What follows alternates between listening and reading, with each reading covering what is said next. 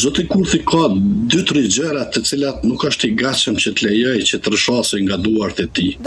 Reformën në drejtësi. Si një president në Shqipëri, që akuzohet nga opozita që është një yesmen dhe që nuk kundërshton, nuk kthen asnjë ligj të qeverisë. Shqipëria nuk ka pas vetëm këtë president i cili nuk ka bë punën e tij mas mirë ose mas keqe. Pse mos ta kemi edhe neve një president se që ka qenë ish presidenti Mejdani, i cili nuk ka gjetë kurajë që të grindet për politika ditore me skenën politike, por është marrë me politika makro të nivelit të pozicionimit të Shqipërisë në atë kohë kur kishte jashtëzakonisht imazhin e lëndum.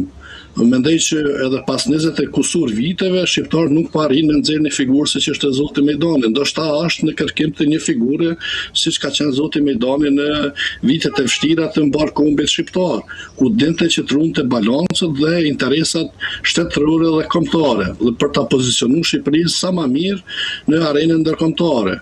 Unë mendoj që kjo është ajo që po kërkohet, po veçanërisht Zoti Kurthi nuk është i gatshëm me leju që të arriturat në veri me u vu në pikpyetje nga një president i arshëm duke bë kompromise me ftesat për evente në nivele ndërkombëtare dhe duke mos arsyetu veprimet e lehtëshme të drejta dhe shumë të nevojshme në pjesën veriore të qeverisë.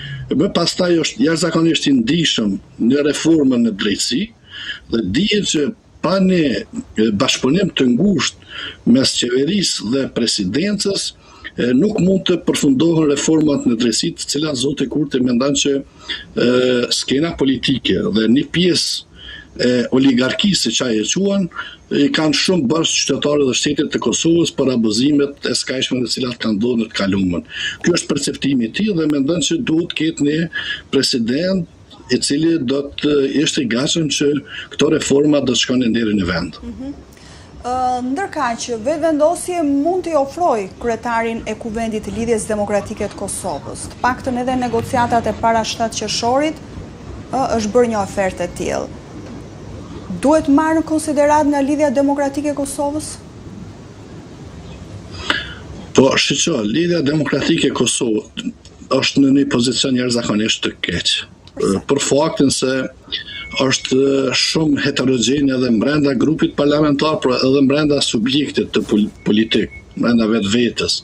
E gjithë partitë politike nuk janë për lakmi, për faktin se po tregojnë një pavësi totale për zhbllokimin e kësaj situate të pakuptim. Por për pikpamjen time, këmbulja shumë e madhe edhe Lidhjes Demokratike të Kosovës për të pas ose pozitën e presidentit ose për të mos u përfshi fare në krijimin e institucioneve është një strategji e gabuar.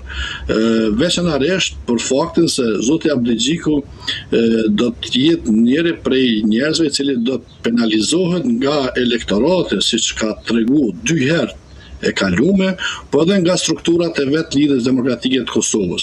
Andaj Zoti Kurthi është një njeri i cili gjatë prej jetës së vet, kom pasur edhe rastin ta shohim nga afër, 100% të kohës e energjisë e tij e çon në angazhimin e tij politik, e ka studiuar këtë situatë e cila mendoj që mund të jetë edhe favorshme për subjektin e tij, edhe përkundër asaj që qytetarët kanë një farë lloj proteste me mos daljen e tyre në zgjedhjet e 7 qershorit në mënyrë masovike, thuajse një numër i tyre nuk e kanë pasur si zgjidhje votimin për njërin apo tjetrën subjekt, duke përfshirë edhe lëvizjen vetvendosje.